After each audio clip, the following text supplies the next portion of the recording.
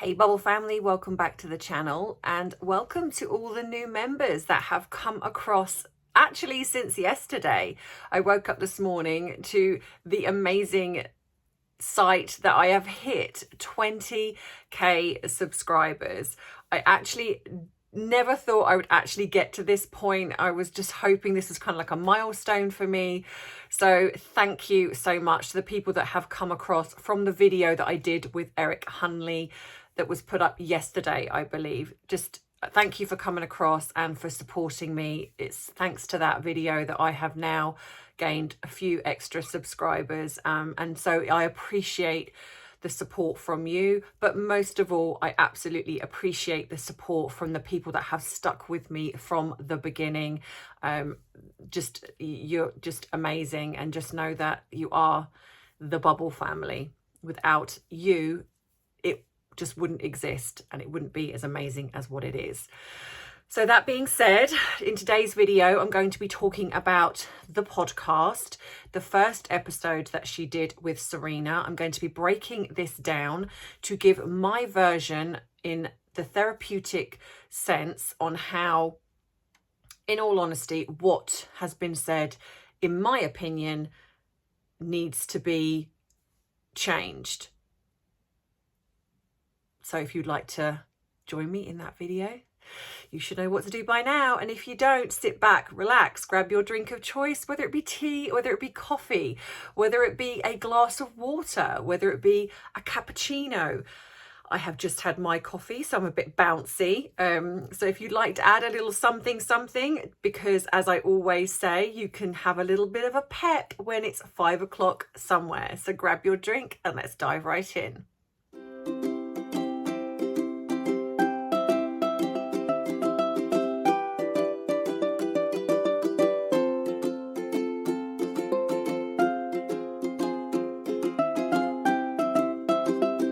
So, Bubbles, the podcast. Now, I know so many of you have said, please do not put the podcast up. Rest assured, I'm not going to. This is me just going through the transcript. Now, I'm not going to read it word for word because also I don't know whether that's a copyright issue, but also it's long. So I'm going to pick out certain things that have been said that I disagree with or I want to explore a little bit more. Now, as you know, yesterday I did the video, and if you haven't seen it, I will put, I think, a link up here. I keep trying to do that and I don't know whether it actually works, but the video I did yesterday was about the intro and how I explored that a little bit because of what was being said in that. Obviously, what I didn't touch on was the very beginning bit where she advertised the podcast, where she says, hello, you're going to get kind of, the real me. And I actually possibly think this is the truest statement within the podcast that she's done. Because from what I have seen, this is the real her. I genuinely don't believe that she realizes how tone deaf, how disrespectful, how rude that she actually comes across. I think she genuinely believes that she doesn't. So I would most definitely say that this is the real her, because she has used, and I said this yesterday, I believe she's using the podcast to settle scores. I think she's using it because she's not on Instagram. She's not on any social media publicly. Now, there are rumors that she's got secret accounts that she uses to monitor, very possibly. But this is a way for her to talk about herself, to anything that's addressed in the media, which is why I think those names have been picked out, the wordings that she used yesterday, that I put up yesterday, because I think these are the things that she's seen and they have bothered her. So I think she's utilizing this as a means to, let's, support women, but actually it's not. What it is this is about me. I am settling scores, where I'm going to talk more about the royal family, more about how things affect me, and more about myself. So That being said, let's dive right in. So podcast 1, this is where she actually sits down with Serena Williams. Now, Serena Williams is somebody, I'm not surprised that she joined up in this, because obviously she was, she is under Sunshine Sack. So I think, and so is Mariah Carey. I don't know about the others, but I think this is obviously a ploy to kind of say, look, nobody else is wanting to join in on this. You know, you're two very big names. Can you do this? And I'm guessing that is the reason why they joined in. For Serena, it was a means to talk about her retirement from tennis, albeit they don't want to use the word retirement. So it was a means for her to talk about that, or she thought she could anyway. So I think that this wasn't like two friends getting together, having a coffee and a chit chat. This was orchestrated. We know that.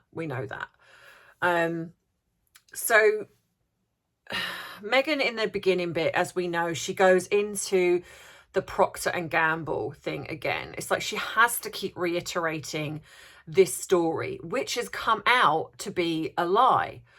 But what concerns me, and there's a bit here where she says, they knew, she heard these two boys in her class breathing life into my biggest fear. So at the age of 11, she's telling us her biggest fear was that women belong in the kitchen. Because that's literally what she just says. Because this advert was about pots and pans, etc. But her biggest fear was that she was going to be, you know, she belonged in the kitchen. That was her biggest fear at the age of 11. I'm sorry, what utter tripe. What utter tripe at the age of 11 that's what she thought. This is her as an adult saying this. So then she says, this did not sit well with 11-year-old me. She has to keep reiterating her age. You know, it's like, you know, this just didn't sit well with me. Then it says, then she says, 11-year-old me knew that those boys knew it hurt my feelings. How did they? They were having an 11-year-old has a throwaway comment, and at this point I don't even believe this happened. And even if it did, where is the raising your daughter to just ignore that, to not take it like it's even then, she even has an 11-year-old, allegedly, she made this about her, that those two boys were talking about something, but she made it about her. They were as if they were talking to her directly. They turned to her and said, you belong in the kitchen like all other women. Rather than her actually clapping back and kind of going, do you know what? Actually, why don't you go in the kitchen? You know, there's ways of raising your daughter to not be a victim. And that's exactly how she's portraying this. They hurt my feelings. And I thought, no, this will not stand. And it's, you know, she says, it makes me feel like they're going to grow up thinking that girls are less than them. Where did she get that from? These two 11-year-old cheeky lads, just young and saying silly stuff like all 11-year-olds a lot of the time do. She decided at that age that they were potentially going to grow up into adult men thinking that that's where women belong. Not they're 11 and the chances are they've got a mother who perhaps maybe enjoys being in the kitchen, maybe enjoys, you know, making this out like it's a really awful thing that your mum wants to be in the kitchen. Now, of course, that is not our sole job. Like, it's like saying, I don't know, male, I can't even think of like a male orientated job. So say if there's a male, because I know that women can do these jobs and men can do, you know, I know all of that, I get all that.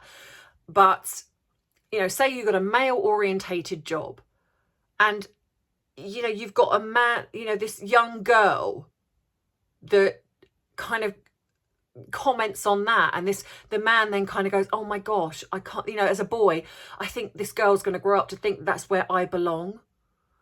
It's just utterly ridiculous that she's thinking this as an 11-year-old, thinking that's what these boys are going to grow up to be. She doesn't consider the fact that that's probably going to change as they grow up, because they're not thinking as an immature 11-year-old. B, that actually maybe there are women who enjoy being homemakers. There are women that love cooking and doing those things for their family. She doesn't think about those women.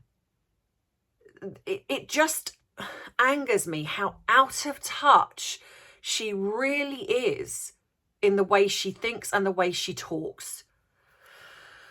So then she goes on to just talk more about herself in this. And then she says, I don't think it's right for kids to grow up thinking these things, that just mum does everything. Well, what gives her the right to decide how kids should think or feel?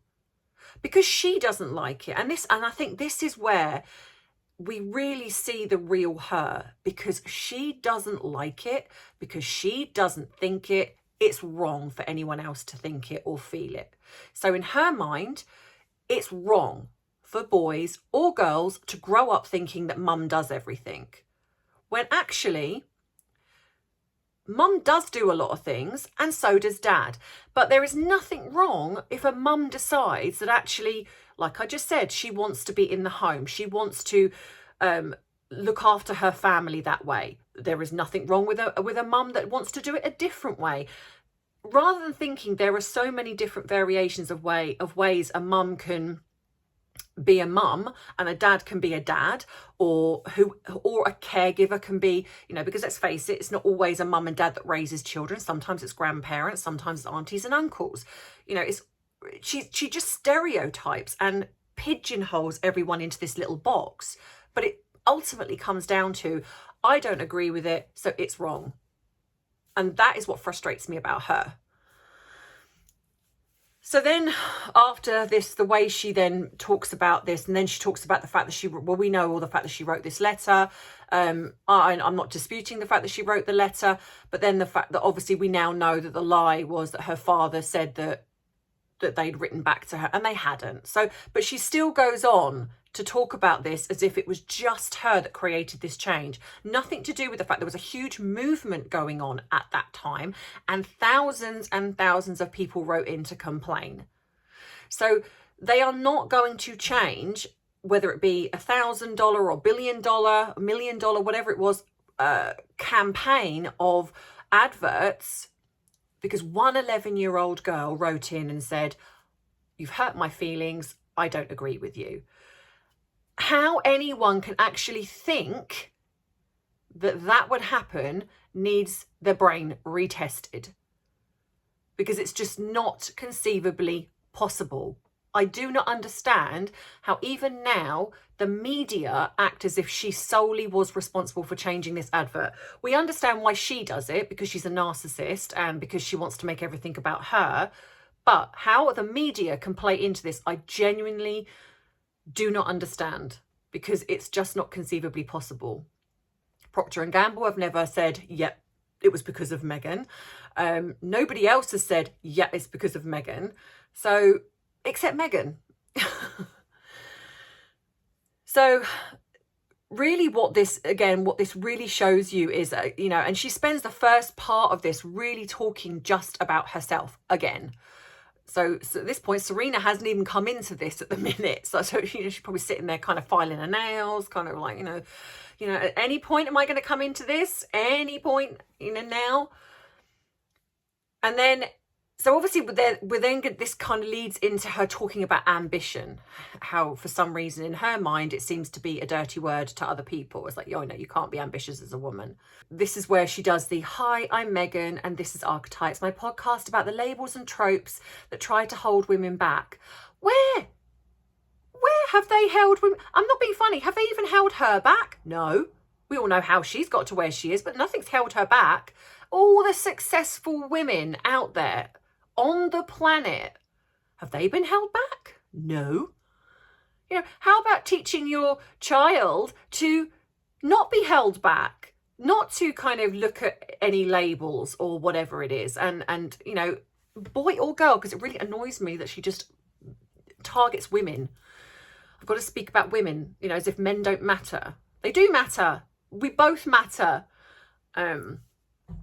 So it just, if you know, but then she, you know, she says, over the course of the next dozen episodes, we're going to live inside and rip apart the boxes women have been placed into. What box? What box have we been placed into? I don't feel like I've been placed in a box. Do you feel like you've been placed in a box? And again, how about raising your children to not want to be put in a box? Because if you're put in a box, then you've allowed that to happen. Because you can quite easily say, no, I don't want to be in your box. Sod off. It's just, honestly, this woman is just so out of touch. And she says, some of the words, obviously the words I spoke about yesterday, they're labels, they are harsh, they're abrasive, only if you make them so. If you put power behind something, rather than kind of go, like, for example, like I spoke about yesterday, someone might call me a diva. Yeah, okay, so what? Have diva moments. Not necessarily a diva, because it's about behaviour. So, no, not a diva, but I might have diva moments. They might call me a bitch. Well, yeah, you know what? Maybe sometimes when I'm in a bad mood, I might come across that way. I don't think I am, but I might come across that way. Okay, fair enough.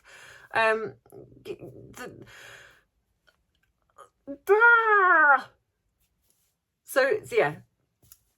So then she goes on, to do all of this, I'm going to sit down with some of the smartest, funniest, strongest, most passionate women and people I know.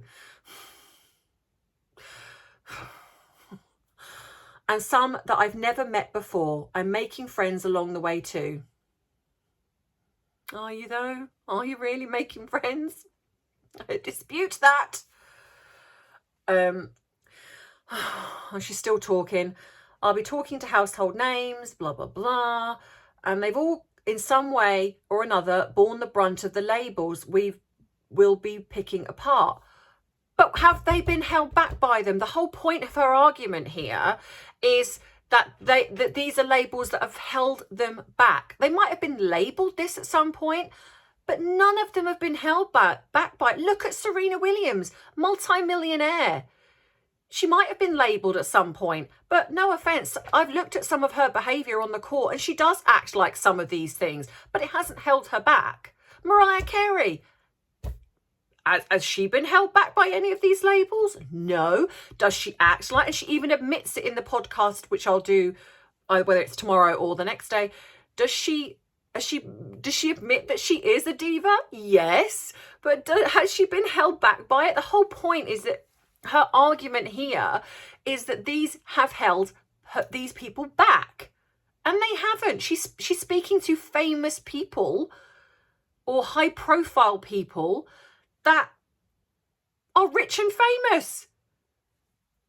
Am I the only one here that is just not seeing the irony in that? The fact that she has not been held back by these apparent labels. You know, she's not talking to people like us that have really struggled and haven't quite made it yet or whatever it is. No, she's talking to famous people that can help elevate herself, elevate her podcast. So the fact that she's saying that these labels have held people back, but talking to people that have not been held back, kind of erases the whole point of her conversation or her talking about herself. So then obviously she introduces Serena. So finally, I think after about, I don't know, what was it, 20 minutes or so, Serena actually gets to speak. And then Serena says, I was always very competitive. I had to win. I always had to win. So there you go. So wasn't held back in any way then, because she always had to win. And she did win a lot of the time and has won in the fact that she is a successful female tennis player known worldwide. So then, of course, Meghan has to then say, Serena Williams, my dear, dear friend. So she has to reiterate the fact that she's her friend, even though in Tom Bower's book, she said that she didn't really know much about her. And also the fact that we've seen the footage where she asked her not to turn up because she said she was bad luck when she was playing tennis, and then her mum giving her the cold shoulder. And, you know, where she was flirting openly with her husband. And I think the famous, where she did that thing with Naomi Campbell, where she was like, Meghan who? So I think this is just a ploy. I think this is just, she's using this to talk about her leaving tennis. And obviously Meghan's using this to act like she's their best buddies. So then that's really, then of course then Meghan goes into the greatest of all time. I asked, could you blow smoke up somebody's behind anymore? I have asked her to come to talk with me about that dirty, dirty word when it comes to women. Ambition. When has ambition been a dirty word? Even towards women. And again, let's look at all the successful, ambitious females on the planet that have got to where they've got to because they're ambitious. And little did the world know we'd also have some other very big things to discuss. Myself. I'm talking about Serena's recently announced evolution away from tennis. Evolution? She's retiring from tennis, going on to something else. She just has to have this, the way she talks, it really winds me up. She kind of just has this way of just adding in unnecessary words to create something to seem bigger than what it is. Serena Williams had a massive successful tennis career. There is nothing wrong with saying I'm retiring from that tennis career and I'm now taking a different direction. Oh, so then we go into Meghan then talking about herself again, where she talks about going to the Immaculate Hearts school back, you know, and then she said back in the 1960s, an order of nuns, including many who taught at Immaculate Heart, they wanted to make some changes at the school to keep up with modern times. They also didn't want to wear the habit. And when the conservative cardinal of the archdiocese found out, he was not interested in this plan. Well, this is just an age-old tradition, you know, the way that she acts, you know, again, she really down talks men, I've noticed, like conservative. It's like, well, no, it's an age-old tradition that perhaps he wasn't comfortable in changing. No matter how much the sisters tried, the church, they wouldn't accept their changes. So the nuns had to make a choice. They renounced their vows so they could live their lives. So they couldn't live their life without renouncing their vows. So because they gave up their habit, what she's basically saying is that they had no life without that. Because of that. Sorry. Everything has to be, it's like she's writing a novel. It's like it has to be so dramatic. I'm sure they had perfectly great lives. They just decided that this was something that they wanted to do and they chose to do it. Great for them. But it doesn't mean to say they had no life outside of that.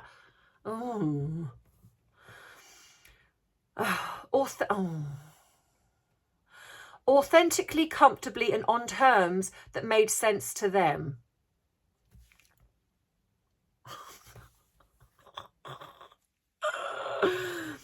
Now, this didn't mean they lost their faith or their commitment to social justice. So nothing changed then. They just stopped wearing their habit. Nothing else changed. So what happened to living their life? What changed then? Because their faith stayed the same. Everything else stayed the same. They just took off their habit. Hooray, took it off, threw it away, whatever it was. But just carried on as normal. It's so unbelievable. What it meant was they started their own community, of non-habit wearing nuns. A school, Immaculate Heart, in their new image, feminist. Oh, I can't read that bit anymore. It just winds me up. So I don't remember ever personally feeling the negative connotation behind the word ambitious until I started dating my now husband.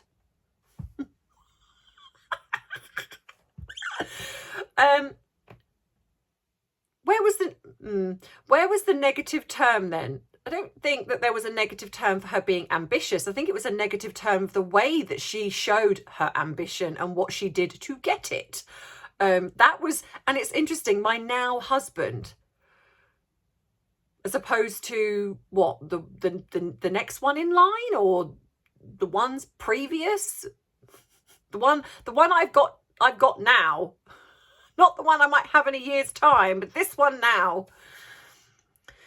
And apparently ambition is a terrible, terrible thing for a woman, that is, according to some. Well, so what? So what?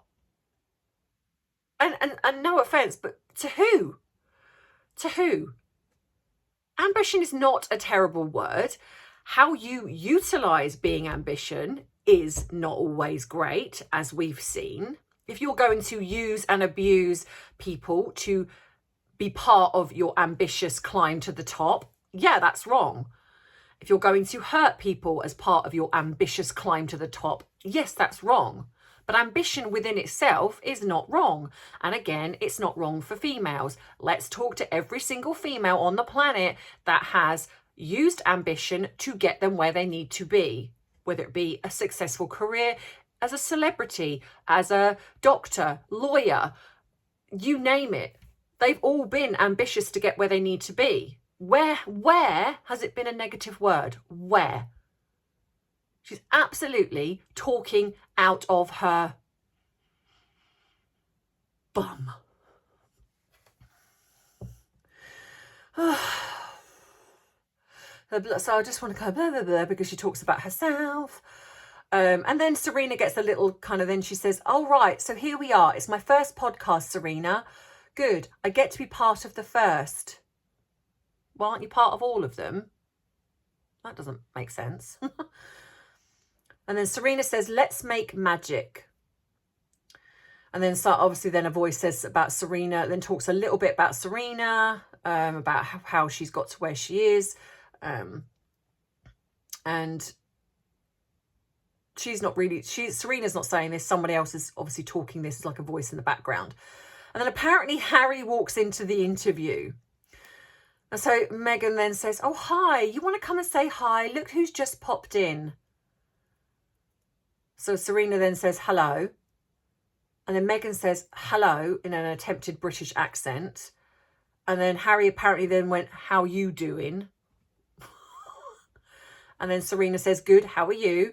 And Harry says, I like what you've done with your hair. That's a great vibe, Serena. Thank you. Good to see you as always. I miss you guys. Harry then says, well, come and see us. And Serena says, I will. And then they have just Meghan has to kind of reiterate, oh, it's Harry, because at the end of the day, I can't do a podcast without, letting everyone know that Harry's here. So then Meghan starts again, talking about apparently their friendship, but in our friendship, she says, oh, I know so much. I mean, the things people think and the things that people don't. Well, that doesn't even make sense. The things that people don't think, well, then they're not things then, are they? Because if you're not thinking them, then they're not there. But in our friendship, when you have to see things that are mischaracterized of me, again, and this is where I think this is really the truth. These are the things that she has seen about herself. She has been accused of being ambitious, but in the way they've described her ambition and the way she's climbed to the top.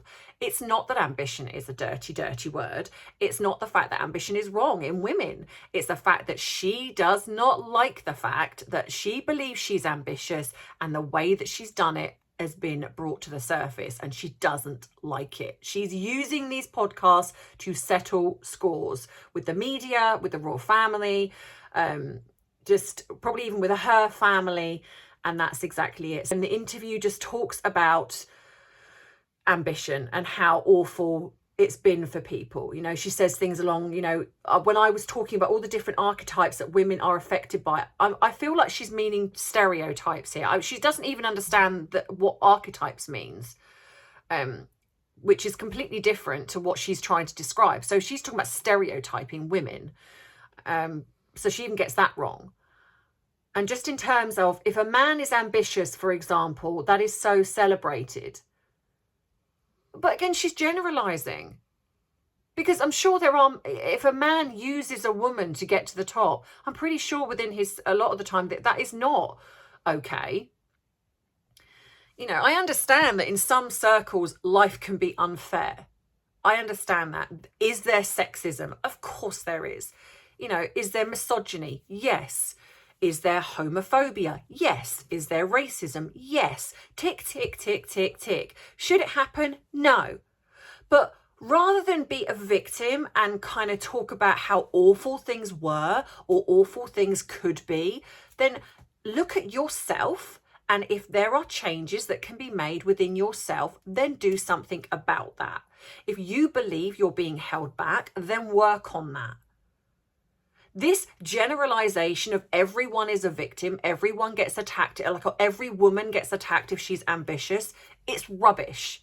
Because if that was the case, there would be no successful women on the planet.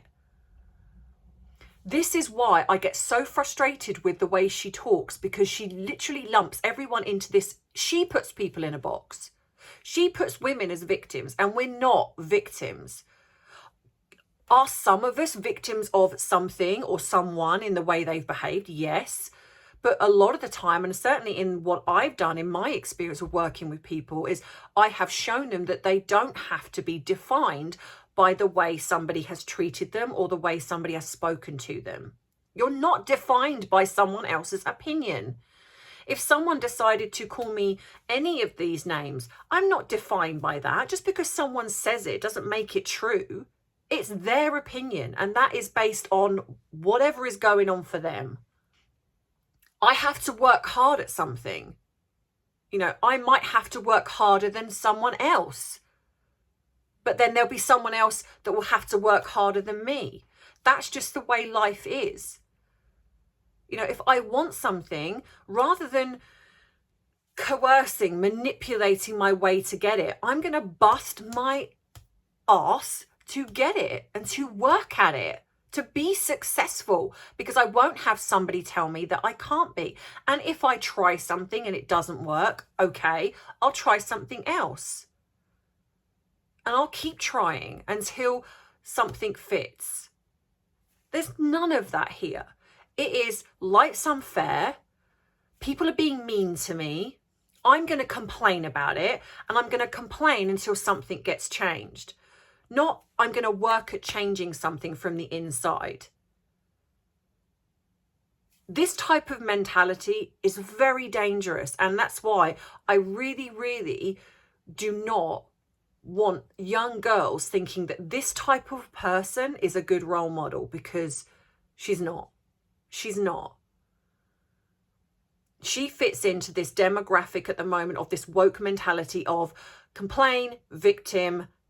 And if I do that enough, if I cry about it enough, if I moan about it enough, if I complain about it enough, then something will change. If I threaten, even manipulate, then something has to change. Look at what happened with Piers Morgan. She complained, and instead of them saying, well, actually, this is Piers Morgan's opinion, you may not like it, don't have to agree with it, but he's entitled to it. They basically said, you either apologise for your opinion or you're out. And he chose to, I'm out. I'm not apologising. Then we have the bit where she talks about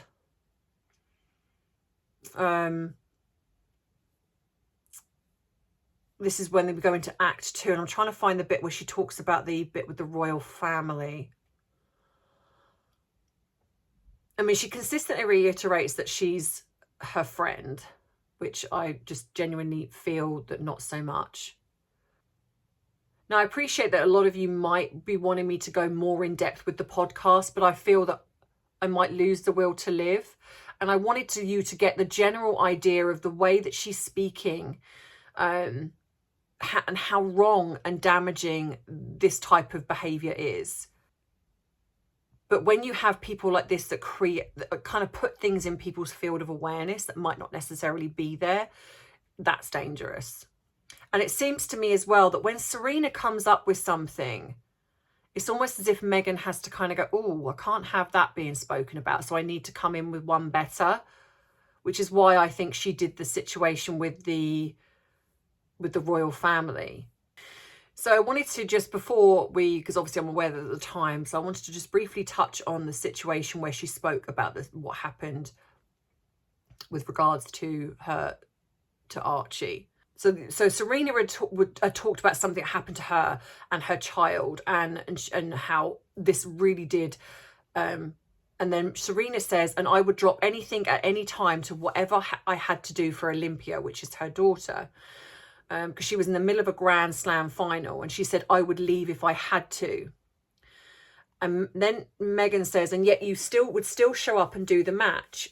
You still get the thing without people having any sense of what is happening behind the scenes. So then she steers it back to herself, and she talks about when they went to South Africa, and she said just like when we went to our tour to South Africa and we landed with Archie. Archie was 4.5 months old, and the moment we landed, we had to drop him off at this housing unit. This is what I believe has started to anger so many people with regards to South Africans, because the housing unit that she's talking about, I don't even understand why on earth she called it a housing unit, because it's a huge mansion, huge. I've seen the picture of it, and I think I even put it up at one point. I'll find it and see if I can put it up here, but I think you know what it is. But the way she's creating this to sound is it's almost like she's just dropped him off at some terrible, like, downtrodden housing estate.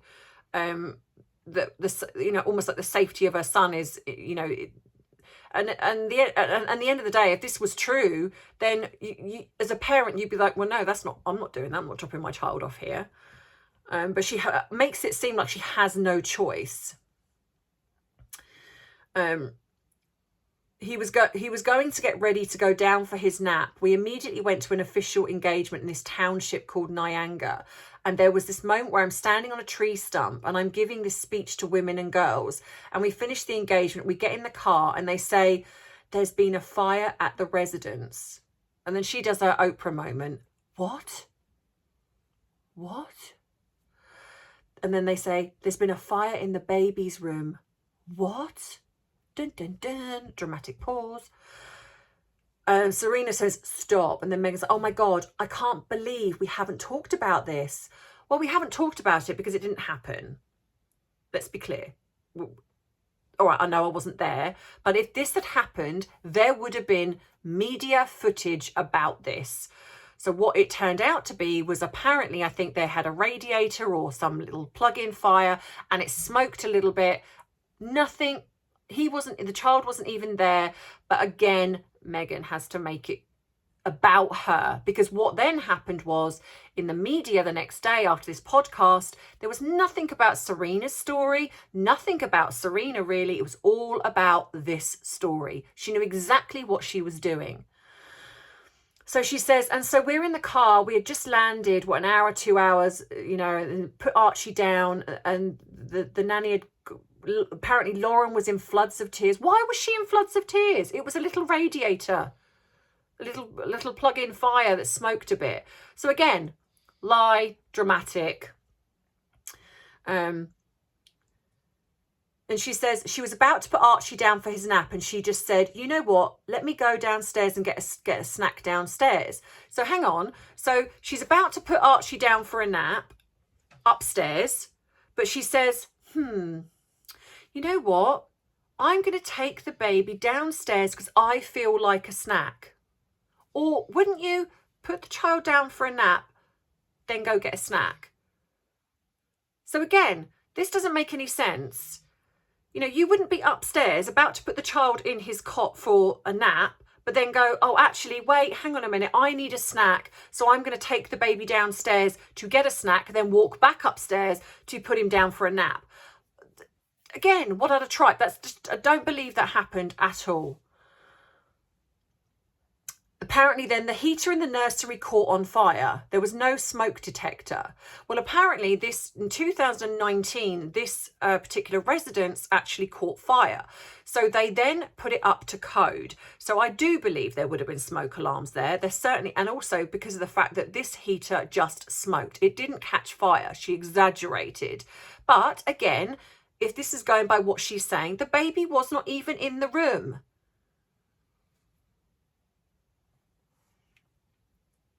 Someone happened to just smell smoke down the hallway, went in, fire extinguished. He was supposed to be sleeping in there. So someone's conveniently just down the hallway, smelt the smoke, which possibly, if it was just a smoking fire, little plug-in fire. But again, she has to make it dramatic. And then she says, I was like, can you just tell people what happened? No, sorry. Serena says, how did you not bring him? Meghan, interestingly enough, bypasses this because before that she'd said no matter what had happened, I would put Olympia first. Now, Meghan here doesn't agree with her. So Serena says, how did you not bring him? Because, for example, if this really had happened, I would be saying, take me straight home now. I want to go to my child. And if you want me back at this engagement, I'm bringing my son with me. But she didn't. She said, can you just tell people what happened? And so much, I think, optically, the focus ends up being on how it looks instead of how it feels. And part of the humanizing and the breaking through of these labels and these archetypes and these boxes that we're put in is having someone's understanding on the human moments behind the scenes that people might not have any awareness of, and to give each other a break, because we had to leave our baby. And I think Serena here doesn't believe her because she just says, But again, who speaks like that? Who speaks like that? Well, I mean, we know she does. You just don't. The humanising moments. No, you're a mother. And I'm sorry, but this is someone who was told that she couldn't have a £500,000 baby shower, and she just went, up yours, I'm going to have a £500,000 baby shower. I'm off to New York. So you're telling me that in that moment, neither her nor Harry could stand up to the PR people and say, we're going home to our child. No mention of Harry here, of Harry standing up. Absolute rubbish. Because she knows it didn't happen. And she's basically using this as an attack to the royal family, of making it seem like they forced her to go and do this engagement, even though this, her child was in danger. There's just absolutely no way this would have happened. No way. But she preys on the fact that you have an audience of Americans, some Americans, and other people that don't know how the royal family operate, and play on that. And then she then just talks about, but again, it's interesting, like I say, that she says, and even though we were being moved to another place afterwards, why would you be moving to another place? There was a tiny little smoky fire in the baby's room, and suddenly they're going to be moved to another place because of it, this huge mansion. She said, we still had to leave him and go to another official engagement. And then Serena says, I couldn't have done that. I would have said, no. And then Meghan says, oh, well, because it didn't happen, and she knows it. And I think deep down Serena knows it as well, because her response was, well, I wouldn't leave him. I'm sorry, I don't believe there is a mother on the planet, a good mother, should I say, that would have said, oh, well, okay, I'll go and do this official engagement. Because there's no way. Harry could have gone on and done the engagement himself, and she could have gone back. She knows that she's lying. And there are pictures of her that are supposedly after this event took place and they found out about it. And they're wandering around hand in hand, smiling, not even, and Harry wears his emotions on his face. If he's worried, if he's pensive, anything, you see it. And he is acting like there's no care in the world. He's grinning, smiling, laughing. Don't buy it. Don't buy it. And this is really the theme of what I believe these podcasts are truly about. I truly believe that they are a means to score the points back on her side of things that are being said about her. I think someone has criticised her ambition, but they criticise the way she's become ambitious. I think the words that have been used in this particular podcast are things that she's read about herself, or she's been called publicly, whether it be publicly behind the scenes, in the media, or wherever it is. And I think she's also using this to score points to the royal family, and also a chance to just talk more about herself. Ambition is not a dirty word. It is a word that is used in many forms. And if you don't believe you've done anything wrong in the way you're ambitious, I'm ambitious, but I don't tread on people to get there. You know, I don't use people to get there, albeit I've been accused of it, but I don't. It does not matter what somebody says. You cannot change how somebody thinks, how somebody feels about you. Nothing else matters. So, ambition. If you are ambitious and you are doing it the right way, then great. And that is men and women. Not just women, that she likes to just put that out there. I hope you've enjoyed that. And if you'd like to stay behind for the waffle, I'm going to do a few minutes of waffle at the end. So if you want to stay for that, please do. And if you don't, thank you for watching this video. Please give it a thumbs up. If you would like to subscribe to more of my videos, please do, so you don't miss future uploads. If you would like any links to my channel, the things that I do, whether it be my PO box, joining up as a member, a Patreon, joining the Bubble family community on Facebook, all of my links are there. Joining up on Rumble. I'm not necessarily active on Rumble. My videos do get uploaded there, but it is a means to talk to you if this channel goes down. If suddenly my channel just goes, I have a means to still connect with you all. So for the most part, whilst I'm still here on YouTube, I'll be staying here, but it's there just in case it happens. For the rest of you, I will see you in a minute for the waffle. But as for you guys, thank you so much for joining me, and I will see you in tomorrow's video. Mwah. Bye.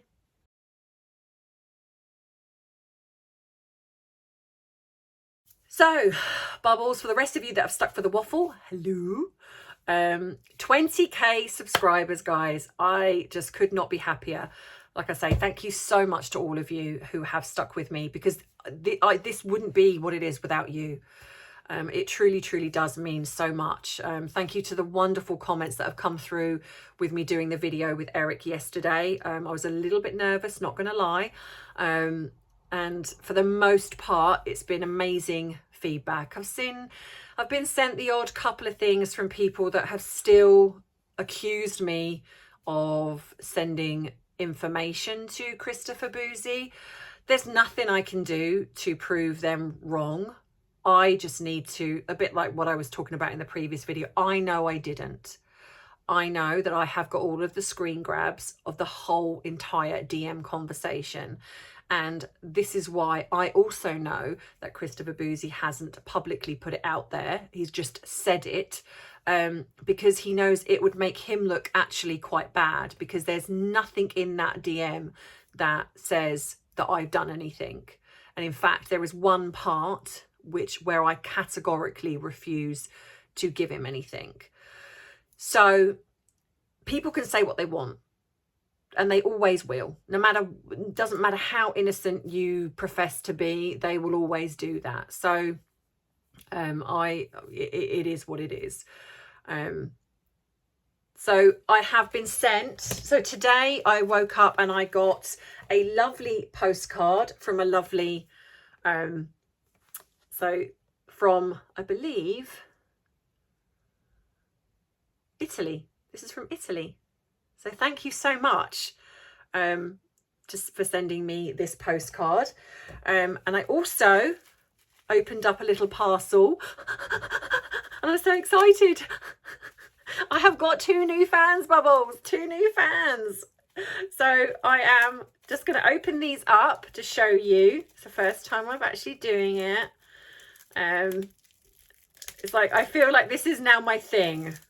This is now my thing. Fans. These have been wrapped up very well. I just want to clarify. So yeah, I think I'm getting known for this now. I actually can't wait for my office to be done, because I think what I'm going to do is I'm going to put some of these up on the wall, because you can hang them on the wall.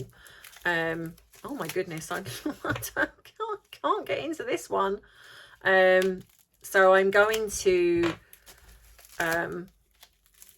do that. So then you can kind of, anyone that sent me one, because I think this is the 4th one now I've been sent. If I could actually get in it. For goodness sake. Oh, wow. Look at that. How cute is that? How pretty. Woo, lovely. So yeah, my lovely Bubble family sent me a very pretty red one. And there is, oh lordy, I don't know if I'm going to be able to get into this one. Black one.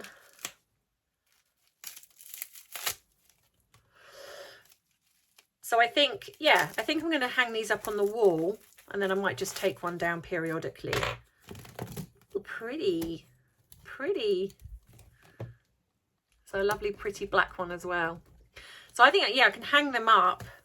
I think I can hang them up like, so they'll be sort of like hanging, I don't know, hanging on the wall. I don't know. I'll find a way to put them up on the wall. But thank you so much. That's so kind of you. I love it. I love, I'm like a big kid. I love getting the little gifts. I know that there's been somebody that has messaged saying that they did send something, and I don't know why, but I didn't get it. For some reason it got stuck somewhere, and the PO box, I guess, didn't work, and they said they tried to deliver it, but they obviously didn't, because I'm pretty much always here and I've never had that. So it's possible that it'll get resent back. So I'm so sorry if there are people that have sent things. I do know that they take a little while, depending on where they come from. They do take a little while to get to me. So just, you know, even if you drop me an email to say, look, you know, this is, I have sent something, it's coming, just so I can keep an eye on it for you, because I don't want you to think, because I promise you, as soon as I get anything, it does, unless you tell me not to open it, which sometimes you do, I always will open them here so you can see that that I have received it. And but I know that, like I say, sometimes I do get things, whether it be letters and things like that. Like I got a lovely where is it? I got a lovely letter from somebody yesterday, but it was not something that I could obviously read. But she sent me a lovely and a little donation, which was really lovely, and I really do appreciate that.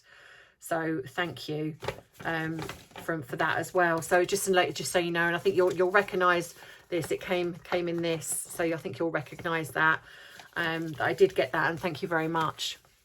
So, you know, I've had some lovely cards and letters from all of you, and I honestly, I love that. And I've now ordered myself a little folder, so I'm going to put all of my letters, all of the cards and everything in there, and I'm just going to keep that, because I don't throw any of them away.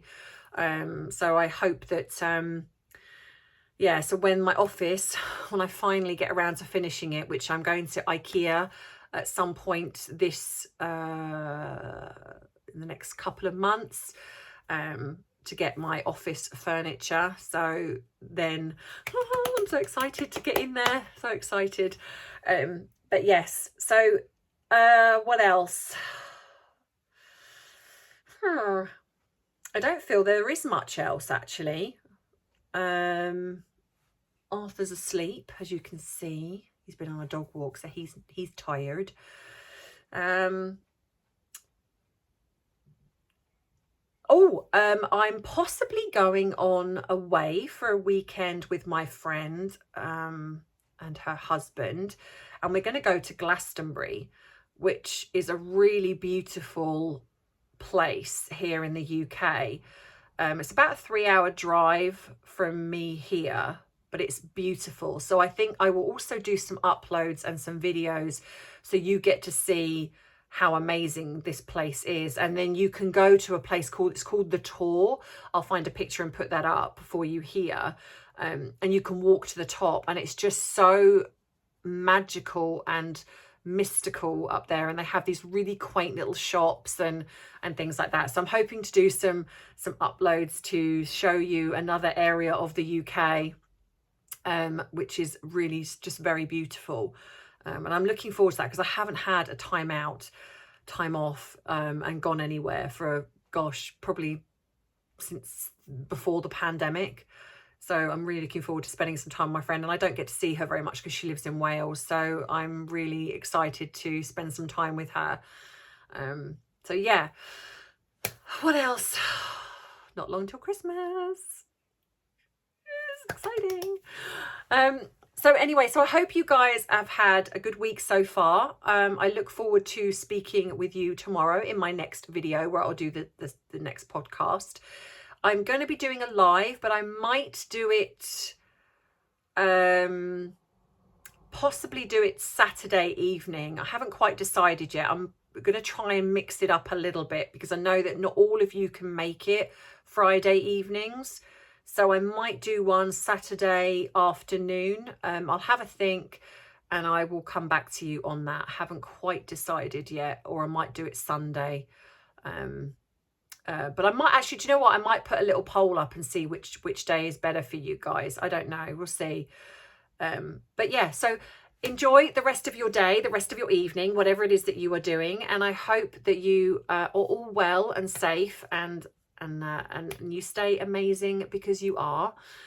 And I will see you in tomorrow's video. I hope you've enjoyed this one. Don't forget to give me a little like or subscribe if you haven't already, though I kind of surmise that most of you that watch The Waffle are subscribed to me. If you enjoy the video and you want to buy me a cup of tea, I will be very grateful for that. The link is in the description box. You can follow me on Rumble. My PO box is there. You can join up as a Patreon. You can become part of the Bubble Club community on Facebook. You can buy a bubble tea mug. You can buy a journal from my Bubble store. There's lots of things there. You can buy something for your dog. You can buy something for your baby, a hoodie, t-shirt, whatever it is that you there's lots of things to choose from. So, go across and buy something from there if you like. Something for Christmas maybe. I might just do a little Christmas themed selection. So yeah. What else? I think that's it. So from me, it's going to be goodbye for now. And as always, I love you. I appreciate you, but most of all, I respect you. Mwah. Take care, Bubble family. Bye.